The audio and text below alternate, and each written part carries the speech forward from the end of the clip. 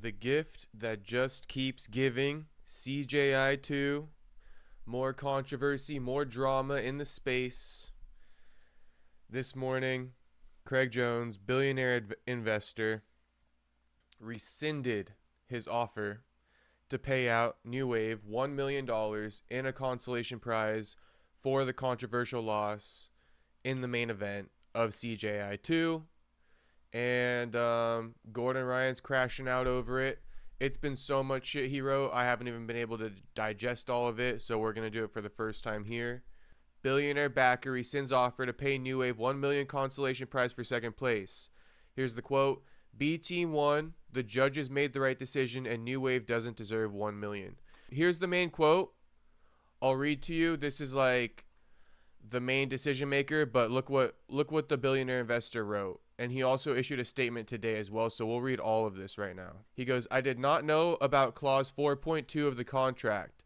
The explanations in the rules meetings, which I later got access to and personally watched, or New Wave's argument immediately after the event, not even mentioning the tiebreak rules.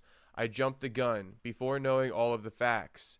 In some ways, I feel actively misled, and now that I know them, I think B Team won. The judges made the right decision, and New Wave do not deserve $1 million, nor do they have any claim to overturn the decision. So congrats to B Team. My apologies to Miha, the judging team, and CJI, and now I'll go back to sitting down and shutting the F up.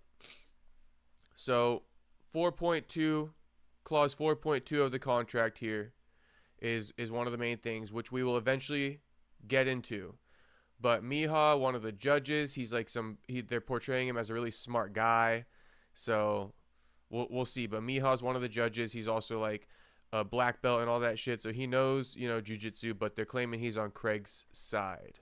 So here's the full little statement that the CJI investor gave before we go ahead and watch the video, because there's a video as well. We're also going to watch this, so stay tuned. We will be tapping in on Craig's video statement. This was issued, which then in a way prompted this.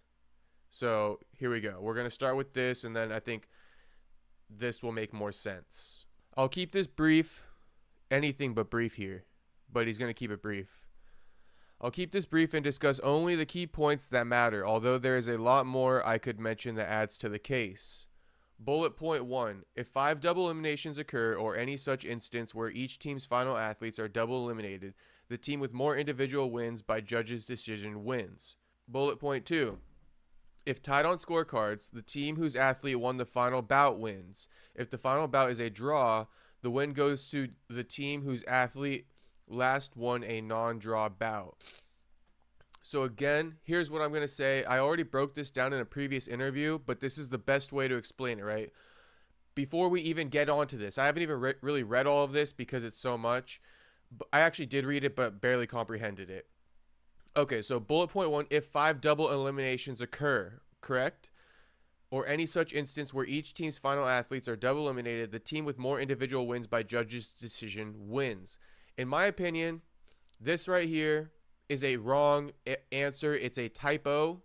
It doesn't belong in here, because if 5 double eliminations occur, you do not just instantly, right, go to the team with the more individual wins by judge's decision. Because if 5 double eliminations occur, okay, and the scorecards, let's just say one team had 2 wins by 10-8, and then another team had 3 wins by 10-9.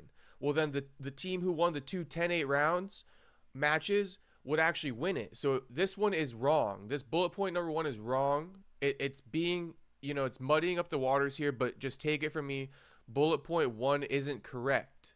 5 double eliminations would not go instantly to the majority of people who won, right? 5 double eliminations, the preceding step is go to scorecards. If the scorecards dictate a winner, then the result is final with that winner. However, if the scorecards don't dictate a winner, i.e. resulting in a draw, then it goes to the winner of the final bout. And if the winner of the final bout was a draw match, then it goes to the winner of the last bout that wasn't a draw. So it's a big tongue twister. You gotta, maybe replay that a couple times. But believe me when I tell you, I can confidently tell you right now, bullet point number 2 is correct. And I will read it real quick. Again, if tied on scorecards, that's where it goes. That's the preceding step. If tied on scorecards. So this bullet point number 1 ignores that. The team whose athletes won the final bout wins. If the final bout is a draw, the win goes to the team whose athlete last won a non-draw bout. It doesn't get any more simpler than that. So the fact that the investor is citing this first, it is kind of telling. And, I was able to decipher this the next day once I saw what Gordon was posting. Moving on. The first bullet point has New Wave winning. The second has B Team winning.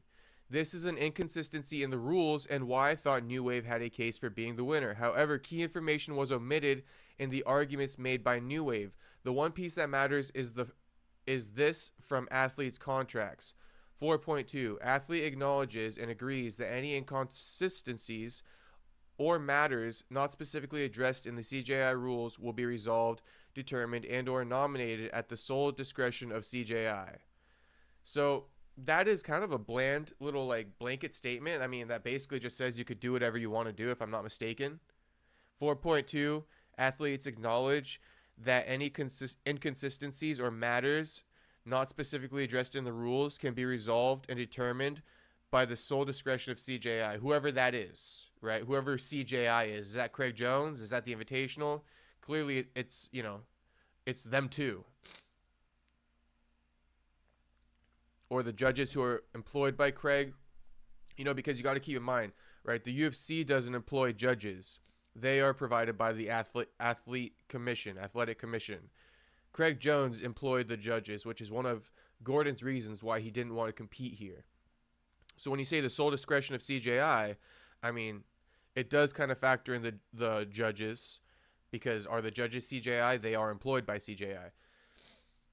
With that being said, I don't think that this really even needs to be said. I think you just go, although I think that it needs to be admitted that there's a mistake in bullet point 1 that it contradicts, and maybe just say it shouldn't have been here. That's my opinion. Okay, moving on. Aside from this, the intent of Miha, the head judge, and CJI was made clear across all of the rules meetings. On the night of the event, when New Wave were screaming at CJI staff and judges, it was solely about scoring, which has been adequately explained by Miha and Craig in the recent YouTube video. New Wave only latched onto the tiebreak rule inconsistency the next day, indicating even they thought last bout wins during the event. Otherwise, that would have been a key point on the night. So initially, when I read this, I wasn't exactly sure what Miha or what the investor was saying, but I understand now. The night of the result, last Sunday for CJI, day 2, New Wave was actually getting pissed off about the scorecards, saying you guys did a fix to make it a draw, right? That's where they kind of were disputing. They weren't saying, oh, we won 3 of 2, we should have won. They didn't dispute that. According to the investor, all they disputed was the fact that the judges' scorecards were fixed in that last fight, right, between Nicky Rod and Luke Griffith. The scorecards were fixed, giving Nicky a 10-8 to force the draw. That's what they were complaining about, and they might have been complaining about Oliveira not getting a 10-8 against Ethan Krenlinston. But they were not arguing the fact that the tiebreaker goes to the winner of the final match, according to this, right? So I'm just breaking it down for you, what they're saying here. Because I feel like if you didn't keep up with this event, you're never going to understand the language of some of this stuff. Moving on, I did not know about Clause 4.2 of the contract. The explanations in the rules meetings, which I later got access to and personally watched, or New Wave's argument immediately after the event, not even mentioning the tiebreak rules. I jumped the gun before knowing all the facts. In some ways, I feel actively misled, and now that I know them, I think B Team won. The judges made the right decision, and New Wave do not deserve $1 million, nor do they have any claim to overturn the decision. So congrats to B Team. My apologies to Miha. the judging team, and CJI, and now I'll go back to sitting down and shutting the F up. So that's the main thing. He's citing 4.2, so he's basically almost saying, like, forget this stuff even. He's almost saying, like, forget this stuff, even if there's some, like, contradiction, whatever, it doesn't matter, because at the end of the day, CJI has discretion of what we're going to follow. So sure, they contradict each other, but CJI could choose which one they want. So it is what it is. In my opinion, CJI chose the right one. In my opinion, CJI chose bullet point 2, and that's the right one. If CJI chose bullet point 1 and that behooved their team winning, I would be pointing out the same thing. I would say, why did they choose this one? It's this one that really matters. The one tied on the scorecards. So here's a couple edits from the gentleman himself. To be clear, I have not sent $1 million to CJI to pay New Wave and don't intend to. I was going off the partial data they were putting out and my own misunderstanding and or lack of knowledge of the nuances of the rules, rule meetings, and athlete contracts. It was a mistake to post in the first place, but I'm not going to stick to something based on bad info that isn't in a binding contract. It's not about the money, it's about doing what's right / fair. I'm not going to let a bunch of loud people complaining and threatening get rewarded for that behavior. It would be so much easier for me to pay, just like it would have been so much easier for Miha and the judges to score the last round 10-9. But that's the coward's way out. Honestly, it wouldn't have been easy for the judges to score the last round 10-9 because it was a 10-8 and everybody knows it, except for New Wave. Edit 2. Another argument is that this final bout rule wasn't in the initial contract and athletes never signed to this specific rule change. The contract states this: CJI rules means the submission grappling rule set as included at Annexure A of this agreement and as later amended by CJI and CJI's sole discretion. Emphasis included, all teams were well aware of this rule weeks before the event. CJI can amend the rules at any time and doesn't need to get 40 plus signatures to do so. Obviously, this rule addition was not in bad faith. It was done weeks in advance and was communicated to all coaches. All teams were given a set of final rules and given numerous opportunities to clarify anything with Miha. So apparently maybe they did change the rules, but it doesn't matter because they're allowed that right, and apparently they're still going to claim that they gave adequate notice. So I mean, it is what it is. We can go over some comments real quick just to see what the public consensus is. You somewhat know where I stand already with this. What a roller coaster of emotions New Wave must be going through. And after John bought that coat for Tonan's wedding, somewhere in Texas back alley, an unknown assailant in a leather jacket and dress pants was spotted taking a baseball bat to Luke Griffith. Gordon's Instagram stories are about to be the broken keyboard heard around the world. I'm Craig Jones, and I can vouch this is one of our investors. What the fuck is going on?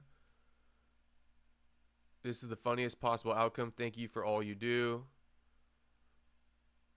Jumping the gun with 1 million publicly without all the facts, then go, never mind, I was wrong, and we shouldn't spoil them. Also publicly really shows how wealthy this person is, along with how they must frequently been in a position of power. I feel bad for New Wave. Maybe if Gordon shut his stupid mouth, his teammates would have been paid, and that would have been the end of it. I'm not saying Craig was petty enough to try and convince the investor to rescind the offer by responding to the controversy. It was hilarious if true. It would be hilarious if true, but Gordon's incessant crying for days after the fact did not help. Danaher might become the serial killer we always suspected he is, or Gordon is already in his truck searching for him. Good timing dropping this after Gary's wedding as well. Off to Gordon's Instagram we go. Damn, dude's getting married, announcing babies and shit, while thinking they're going to be getting 200K. Ouch. Well, definitely won't be seeing New Wave compete in CJI ever again. In some ways, this is more entertaining than CJI 2. It's okay, New Wave. I am also an anonymous donor. Okay, whatever. Okay, so to go in the chronological order, we should go to Gordon Ryan's Instagram. So just give me 1 second here. Okay, so like, I don't know. Either Gordon's on a just insane amount of Adderall. I don't know what's going on here. This is a lot to decipher. I'm not even going to lie to you right now. Okay, so let's just go ahead and read the caption first. all the receipts if you have interest. From the dozens of fake Reddit and social media accounts he has of him trying to control the narrative to rumors he spreads about those who have helped him, you can only hide who you really are for so long. The world will slowly realize, just as Z Team realized when they kicked him out, and just as my teammates have realized. Guy didn't even stick around to congratulate the winning and his team on winning the prize at his event, which was 80% less per athlete than it was the year before. By the way, the Jiu-Jitsu community awakening is beginning. Looking forward to the Flow Grappling article stating that their baby, CJI, who spent an entire 2 years trying to bankrupt them, promised New Wave a rightful $1 million in decision overturn, then turned around and said no, yeah, let's make that article. P.S. Every post I've made and text I've sent has been run by the team. I'm not speaking for them and inserting myself where I shouldn't be. I'm amplifying the voices of my family who have been wronged, as any friend would be. Be a best friend and a worst enemy, always. I'll read this. I'll fucking oblige Gordon Ryan to read this shit.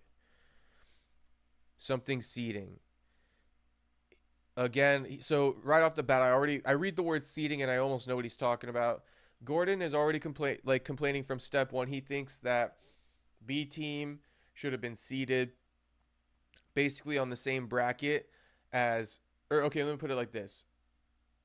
Gordon believes Autos and New Wave, the true two favorites, were supposed to be on opposite sides of the bracket, but Craig put Autos and New Wave on the same side of the bracket so that they could knock each other off, because he's insinuating B team would be strong enough to knock them both off, right? Because if B team was basically underneath one of their brackets, they got to get past them and they got to get past New Wave in theory.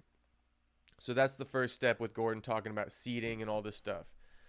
He goes, Z team was given the number 1 seed, forcing New Wave to face Autos before the finals. We could use Nogi World's ADCC and other metrics to look at seeding, but let's just use ADCC. For example, Autos had 6 ADCC golds on their team. New Wave had 3. Z Team had 0. Autos is known for submissions, and I could see them being number 1 or 2 seed, meaning that Z Team wouldn't have had an easy path to the finals. So stacking brackets against us was one thing, no problem. We should win anyway. 10-8 rounds. As far as I am aware, the only so he's moving on. When he says 10-8 rounds, this is him switching subject.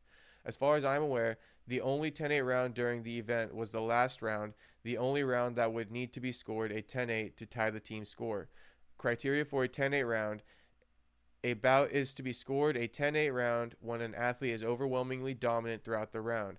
Let's break this down. The final round had Nicky Fraud hitting 1 takedown that took 4 minutes, 1 guard pass where he held a tight waist for long amounts of time thereafter, and 0 submission attempts.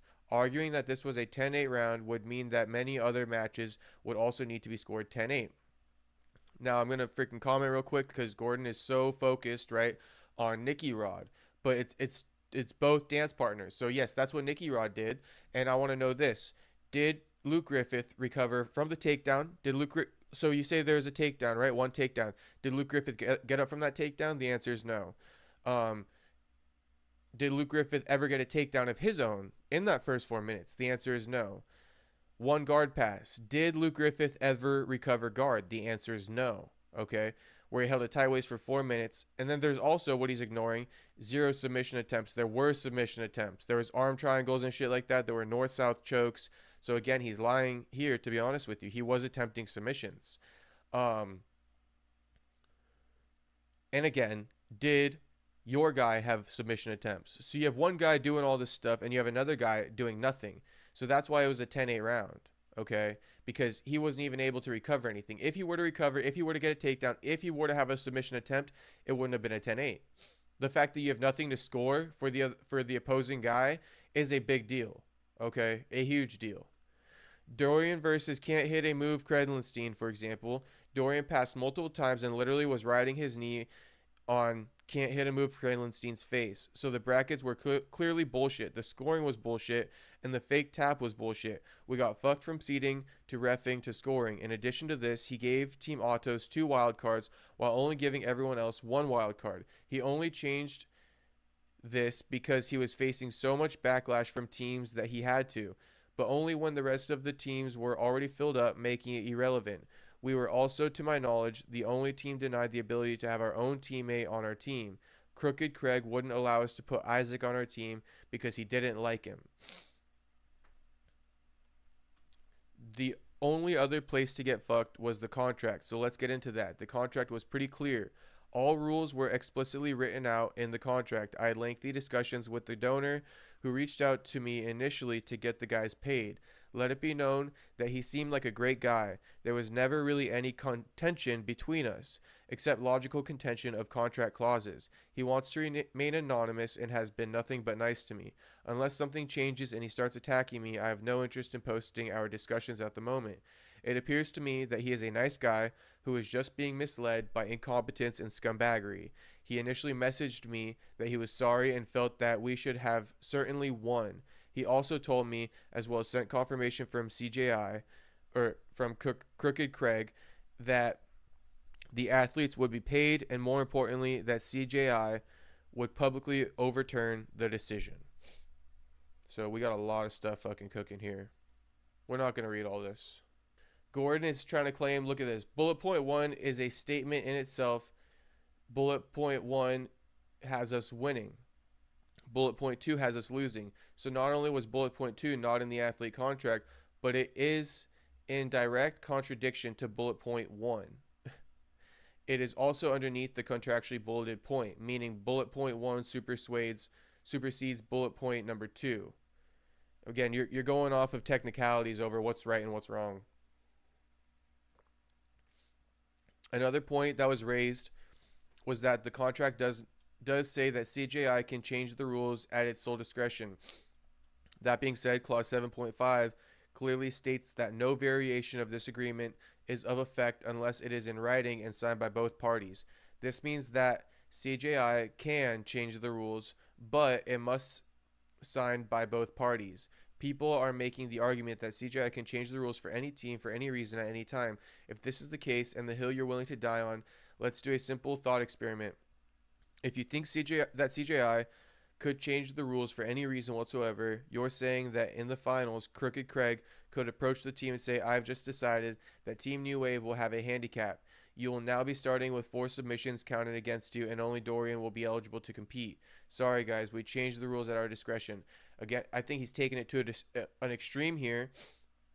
They're saying before the tournament let up, they could make changes to the rule set if need be. You know, if it wasn't a final set rule set that got sent out initially, if there were rule changes that happened, they'll be notified and they'll let people know. But this is like going to the extreme with as far as what Gordon's saying. If you think CJI can change the rules without athletes signing off on it, and that's the hill you're willing to die on, okay. The entire reason clause 7.5 was in the contract was so that CJI could not have completely unchecked control and ability to make biased rules whenever they wanted. The rules were specifically stated in the contract, and the contract was not to be changed unless signed by both parties. Gordon basically saying here that the donor wants to do the right thing, but Craig and the guy he has also running the CJI event, Seth, ended up just like getting to the guy and forcing him to not let him distribute the money. Now Gordon's taken away from his brother's win, saying his brother didn't really win. Too funny. So Gordon says, added tie-breaking rules not in contract, slide 9. So he claims these are added in, they're not in the contract. Craig is going to claim that he's allowed to add them in the lead up to the event. Tie-breaking rules not in contract. If in the event of 5 double eliminations and no discrepancy in penalties between teams, the winner is the team that won more individual bouts based on judges' decisions according to scoring criteria. If there's a tie in the individual bouts, winning team determined based on judges' decision of team duel as a whole. Slide 11 shows bullet 1 in contract, not bullet 2. Slide 12 to 14, not the entire rule sheet, but shows that rules were clearly stated in full in the contract and that all rules were specifically addressed. I'm guessing these are all the rules. Slide 15 shows clause in question 1.4.2. Athlete acknowledges and agrees that any inconsistencies or matters not specifically addressed in CJI rules will be resolved, determined, and or nominated at the sole discretion of CJI. The tournament shall be contested under CJI rules.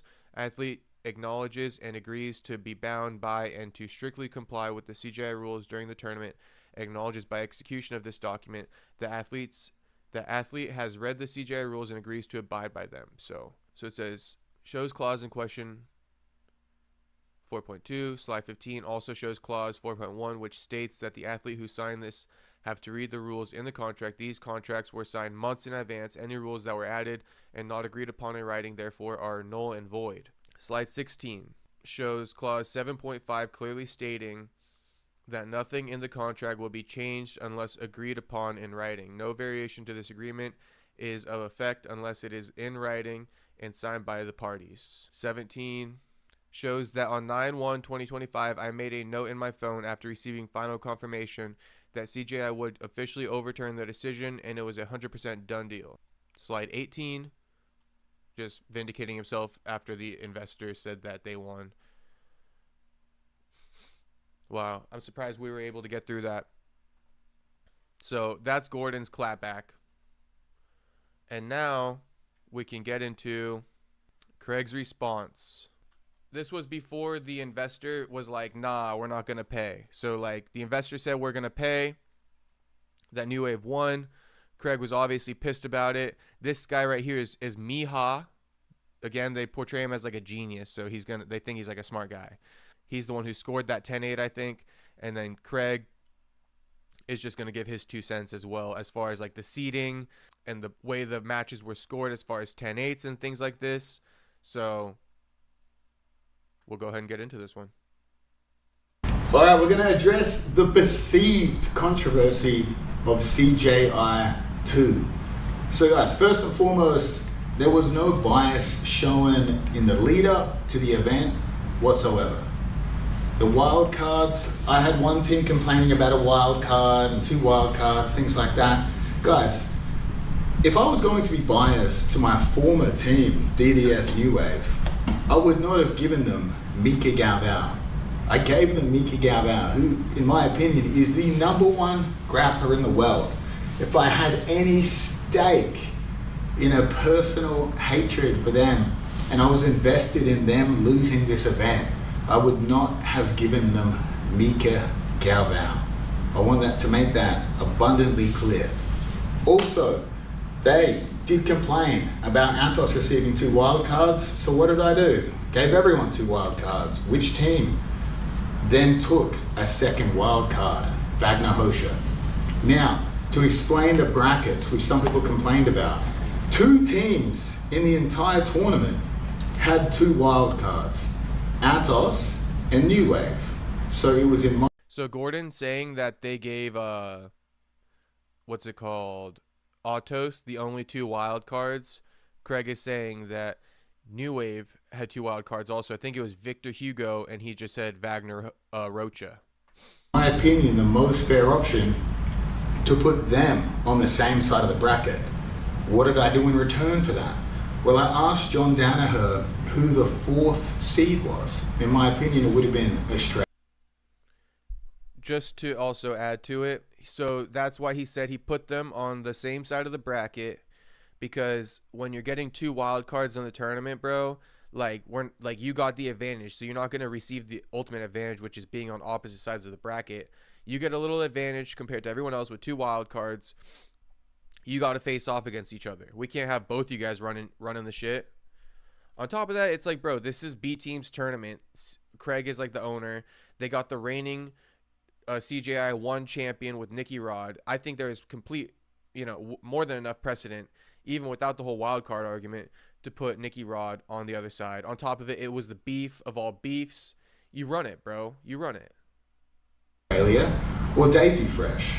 John gave a summary of each, and he thought Daisy Fresh was the 4th seed. Instead of putting Daisy Fresh in the bottom position, I gave B Team first round, who John Danaher thought was the perceived 4th seed.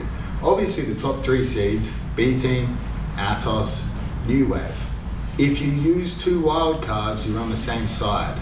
And I gave each of those teams, Atos and New Wave, the lowest seeded teams, which was the Americas and it was Team Europe. On the other side, B team, first round, give them Daisy Fresh, who John Danaher thought was the 4th ranked seed. And then obviously we had Team Australasia and 10th Planet in the bottom. That is my justification for the bracket.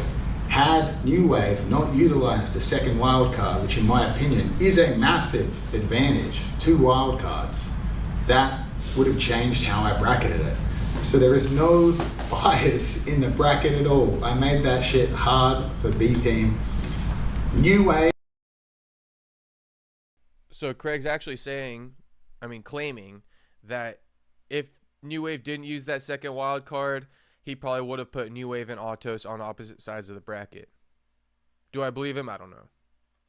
Again, and I cannot emphasize this enough, would given Mika Galvao by me. Massive, massive advantage.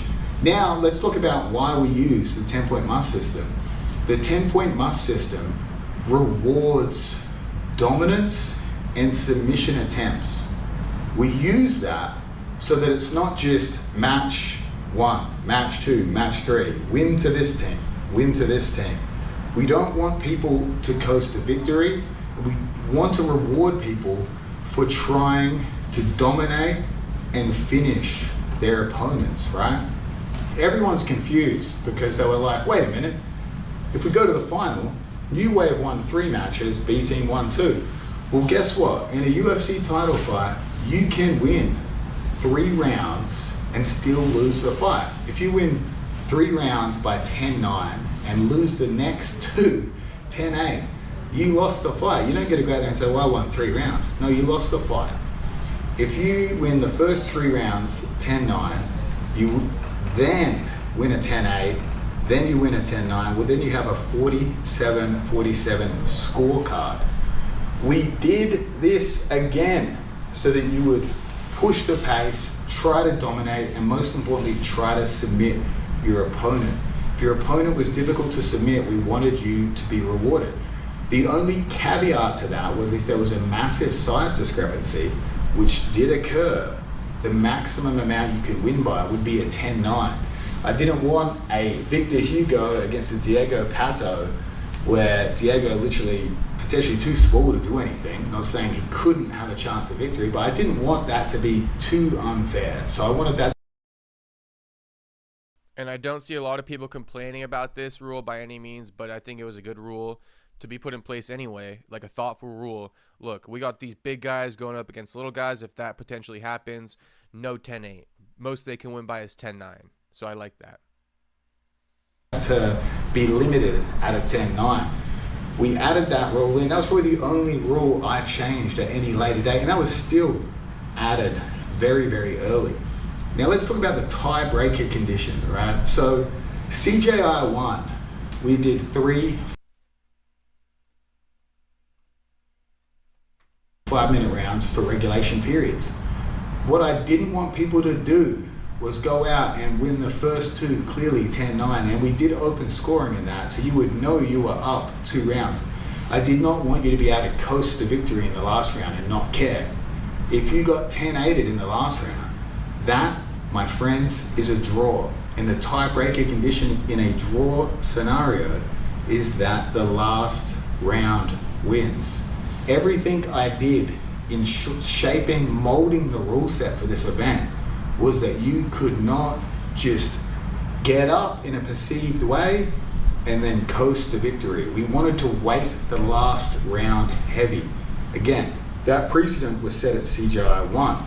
The tiebreaker condition, all the coaches understood this from the very first meetings.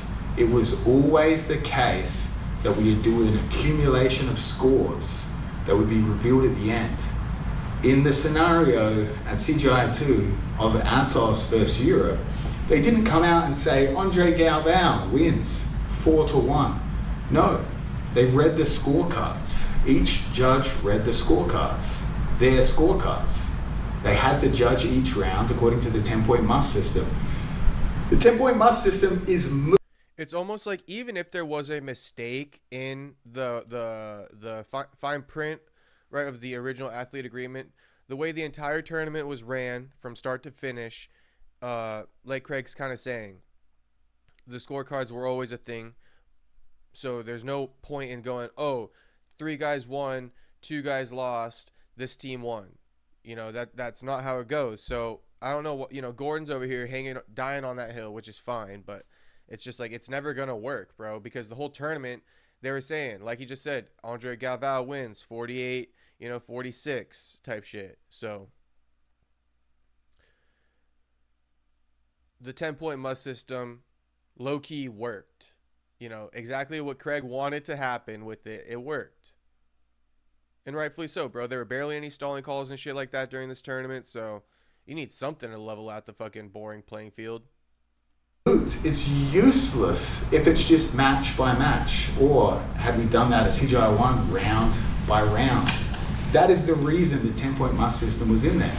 And the reason the tiebreaker condition was applied to CJI 2 was it is a team event. Each match is a round, like a UFC title fight. So you can obviously win 3 rounds in a team series and still lose or go to a draw. Again, I cannot emphasize this enough.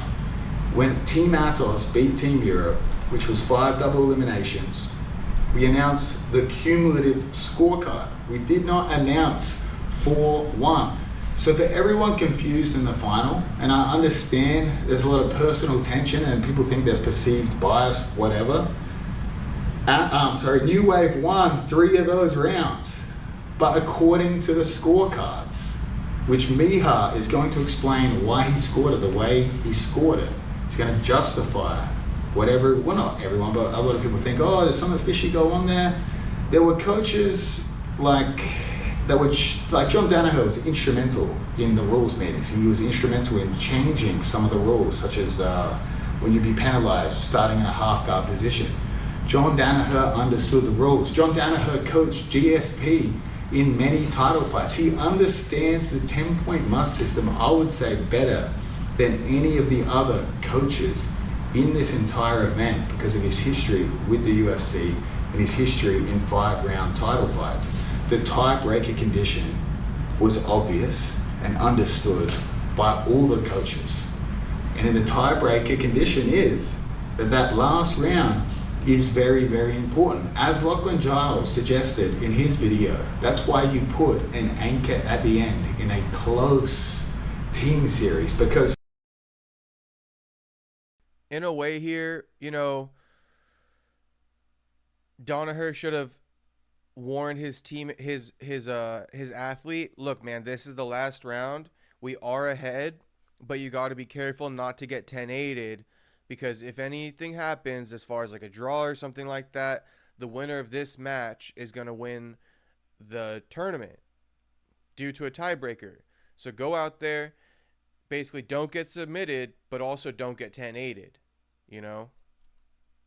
And really, Luke Griffith clearly just performed to not get submitted. He didn't recognize the situation of potentially getting 10-8'd, the bout resulting in a draw, and then the winner of the last bout deciding it. Maybe because they thought Oliveira 10-8'd Krenlinston, which I would disagree with. But hey, that's one of the biggest fucking debates of this whole tournament. Did Oliveira 10-8 Krenlinston?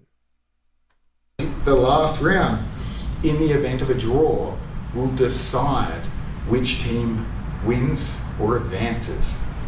Now, Miha is going to explain to you why he scored, and not just him, but unanimously all the judges scored the final the way they did. Yeah, so I was the head judge for this competition, right? When it comes to the judging, the way that it worked, by the way, it's a gig that I don't particularly want to do anymore. I resigned. It was not worth it at all. I would pay a lot of money to not have John Danaher hate me for the rest of his life, but I digress. When it comes to the scoring, we have a 10-9, a 10-8, and a 10-7 round. It was largely the same team that judged CJI 1. And we did basically a training camp leading up to these to the event, where we got together and we watched a lot of matches in other tournaments and judged them based on the criteria. On the day, the way it works is when the round ends, there's a tablet by SmoothComp that opens up the scoring, and within 10 seconds, but normally in 5 seconds, we punch in the score and submit it independently from each side of the octagon. So the fact that we all arrive, sorry, the pit, I'm sorry. Force of habit. There's no copyright there, hopefully. Yeah, so we all punched that in independently, and the fact that the scores were unanimous shows that we all saw it the same way, and that we were pretty consistent with how we were scoring in training as well. So when it comes to the Dorian versus Ethan match, one last thing that I'll say, the way it works is there's 10-10 in the middle, which we obviously can't score because it's a 10-point must system, and then the match swings to 10-9 into 10-8, very rarely into 10-7, and then it moves based on what's happening with the judging criteria, which are initiating effective action, close submissions, and dynamic actions, and then lastly, positional control and dominant control. So with the Dorian and Ethan match, I went back and watched it minute by minute, as did all the other judges, and in the first 2 or 3 minutes, Ethan was just defending with his guard. Dorian was working his passing. It was dominant on Dorian's part, but you don't really get into 10-8 territory until you pass the guard, which Dorian then did, and he was basically surfing on Ethan for 2 minutes, and he got firmly into 10-8 territory. At that point, if the round ended there, we would have all scored a 10-8. And then Shit, I was muted. I was just going to say, I agree with what he's saying up to this point. You know, as far as like Oliveira passing Ethan's guard, and then like getting into side control, mounting him and shit like that. He was, thanks Soda Pop, appreciate it. He was in 10-8 territory. If Ethan would have never, you know, recovered or mounted any type of like defensive or offensive, you know, tactics for the rest of the match after Oliveira passed his guard, you know, and just basically ran through it, then it would be a 10-8. But as he's about to say probably, towards the end of the match, Ethan made it a little bit more even. He recovered closed guard. And he threatened with a little bit of a submission attempt, you know, grabbing for ankles and shit like that. And he made Oliveira react enough. So that's where he's going to say he earned it back to a 10-9. And I fully agree. But let's just see what he has to say. Like a Z-lock from close guard, which is by no means a conventional or a common submission. I was actually familiar with it because my friend Shane Fishman got injured with it by Francisco Lowe in a tournament. And what I saw, and I'm just speaking for myself, but I think all the judges saw it similarly, is Dorian go down in pain. It looked like he screamed, and then Ethan went for the back, ended up in close guard. Now, that was still a 10-8 round at that point, but for the remaining 3 minutes, Ethan was attacking the upper body. He had a body triangle for some time. He opened it up into like normal close guard and looked to attack. What we were looking for was for Dorian to stand up, which he started at one point. He put his hands in the armpit to stand up and open the guard. Had he opened the guard and started passing, he would have gone back into 10-8 territory. But with about a minute to go, the round becomes a 10-9 round because of the lack of progression on top, and because Ethan was able to slow down the match and initiate some action with upper body control. People say that the body triangle from close guard is a stalling position, which is, you could argue that, but if you're getting stalled on from a neutral position like bottom close guard, that doesn't make you overwhelmingly dominant anymore, which is why we all scored it a 10-9 round. And I think as more and more people went back and looked at it, they got to that same conclusion as well. And then the last round between Nikki and Luke, the controversy in the score. I get what he's trying to say as far as closed guard being a stalling position, but at the end of the day, closed guard is the beginning of a lot of submissions too. From closed guard, you have arm bars, you have triangles, you know what I mean? You have sweeps, but I mean, it all starts from a closed guard. You got to contain your opponent at some point, right? And then from the closed guard, you start working some other shit. So,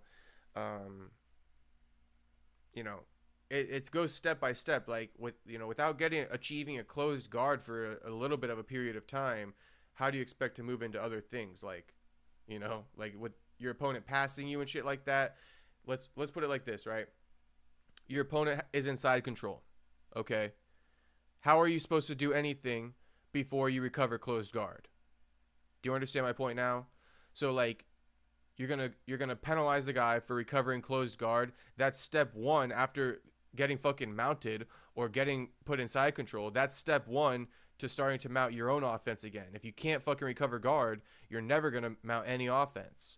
And where did Ethan threaten the what he calls a Z hook or something like that? Fucking from the closed guard. So closed guard isn't really a stalling position. You can use it as a stalling position, but at the end of the day, you know, that's like bread and butter to start working offense if you're on your back and you're not attacking heel hooks. There, I believe, is that for the first 3 minutes it was an engagement on the feet where they were both kind of like trading throw-bys and not that much happened. But then Nicky got the takedown immediately past the guard and was controlling through dominant positions. In a minute-by-minute breakdown, when we get to the last minute is when he crosses into 10-8 territory by attempting submissions. He was looking for like a Dars/Armin north-south choke, which looked to be getting a reaction out of Luke, and then at the end he was initiating action, trying to get the submission with a triangle attempt from out, which then led to Luke getting back to guard, but it was because Nicky was initiating action and going for submissions, which is what is. And it wasn't closed guard. It was not really guard. It was like, you know, it was guard but not closed guard. It was like a weird one. Like I think he only had like one butterfly hook in too, Luke Griffith, if I'm not mistaken. He didn't even have like a double butterfly hook, which would constitute, if you have double butterfly hooks or full guard closed, then okay. But he literally had like one fucking foot on the, like one leg on the outside, the other one butterfly hooked. Like Nicky was about to pass that shit again if it wasn't 10 seconds left in the round. And I just want to note, he says, he acknowledges too, Nicky threatened with a north-south choke, and he also fucking went from that after Luke Griffith started defending it. He went from that to side control and was trying to get like arm triangles and shit like that, maybe potentially setting up an arm bar or like a transition to an arm bar. He was working, and then he ended up in closed, or not closed guard, but that little open one butterfly hook guard. So, you know, I'm saying stuff right, and then this guy's fucking validating his thoughts. So I'm just saying, like, we both kind of agree. Make of it what you will, but you got Gordon in left field saying Nicky attempted 0 submissions, like Oliveira should have been a 10-8. And then before I even got on here, I basically said the reasons why the other things happened and why certain things didn't happen. And here he is explaining himself, and it's the same reason why I fucking gave. Criteria in the rules that we look for. So I'm sure that all of the judges had the 10-8 in there by a close margin, but that was the correct thing to score. I would have scored it if Luke was doing that to Nicky, if this situation was completely reversed, because there's no benefit for us judges who have been impartial from the first competition to judge anything that we don't believe should be scored. So that's it.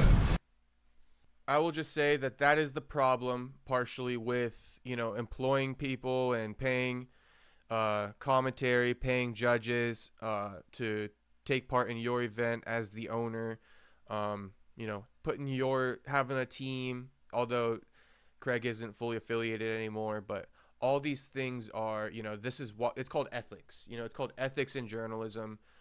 There's some things, this is why Ariel Helwani refuses to get paid by a broadcast that he works for. For example, if he were to go cover Misfits boxing, Ariel Helwani will turn down the offer if Misfits is cutting him a check, because he feels like his ethics are being compromised, or at least you can argue that, right?